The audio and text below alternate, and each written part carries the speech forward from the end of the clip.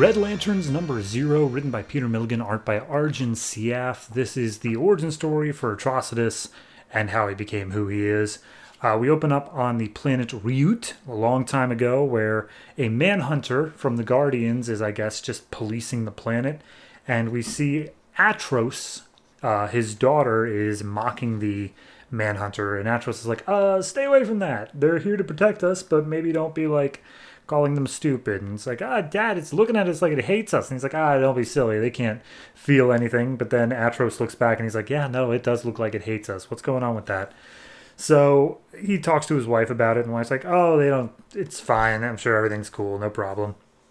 But then one day, shortly afterwards, there's a kid who basically is just completely annihilated by a manhunter for jaywalking. And at that point, all the manhunters start turning and just murdering everybody on the planet. And before Atros can do anything, his house explodes. His wife dies in his arms. And his last words to her is, I love you. And he goes to try to get his 2 kids. But before he can do anything there, he sees them get burned alive by the manhunters as well. So his entire planet is just being destroyed. And he's just filled with an undying rage as his planet burns. So then, sometime later, 2 horrible-looking nightmare creatures named Roigsamir. I'm just gonna... It's whatever. They come up with a general name later. They're investigating the planet, and they're like, wow, there's a lot of dead people here, but I still sense some life. So they move apart some of the debris, and they come across Atros, who is, like, still tearing apart the corpse of a Guardian. Or not a Guardian, Manhunter. And he looks up at these 2 beings. And he's like, are you guys Guardians? I'll kill you. And the being's like, no, we're not Guardians. In fact, we hate the Guardians. They're just as much as you would hate them. They call us the 4 demons. And he's like, but there's only 2 of you. And then 2 more of them appear out of a portal nearby, because they apparently live in the marginal zones, dimensions that exist 2 thoughts away from this realm. Okay? So anyway, he's like, hey, here's the deal. So we heard that the Manhunters killed your entire planet, and you probably feel rage just as much as they do. Here's the thing. We're ultra powerful, the 4 of us, the 4 demons, but like we're so powerful we lack focus. Your rage against the Guardians could give us that focus. Care to join us? And he's like, yeah, sure, why not? So they become a thing called the 5 Inversions, which do war with the Guardians for centuries upon centuries, just tearing apart the Manhunters and all their other stuff they plan to do. And they eventually come up with an empire of tears between planets that they rule over. And by the 2nd millennium, Atrocitus is like, hey, Roy, whatever her name is. I'm going to say Roy. Hey, Roy, you know a bunch of magic spells and stuff like that. Could you maybe teach me? And she's like, no, you're not ready. Like, this would drive you insane, possibly, and I don't want that. And he is like, okay, but you really got it. And he puts his hand on her, and she immediately flips out and is like about to kill him. Before Atros is like, no, I love you. And actually, I think by this point he does go by the name Atrocitus. Hard to say. I don't think so, actually. Nah, that comes later.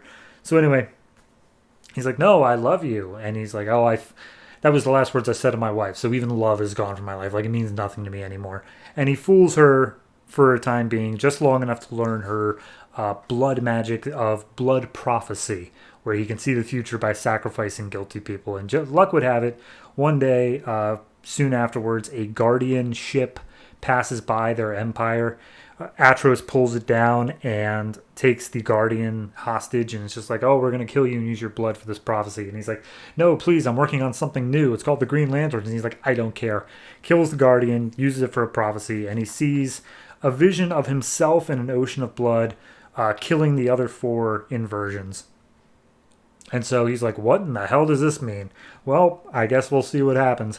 So then, a couple eons later, the Guardians finally defeated the Inversions because one of them messed with Abin Sur, and they were condemned to this place of Yzmalt, which is just a blood ocean, and they were like crucified on the planet until finally Atros, he's like, all right, I'm going to go ahead and I'm going to break out of this, and he does, and he immediately realizes, like, this is where the prophecy happens, and one by one he takes the inversions, and he kills all of them and uses their body and blood to create the Red Lantern power battery, the first one, to fuel his rage and his ring and all that. So he becomes the first Red Lantern. He becomes Atrocitus in that moment. And he's like, okay, now it's time for my second blood prophecy.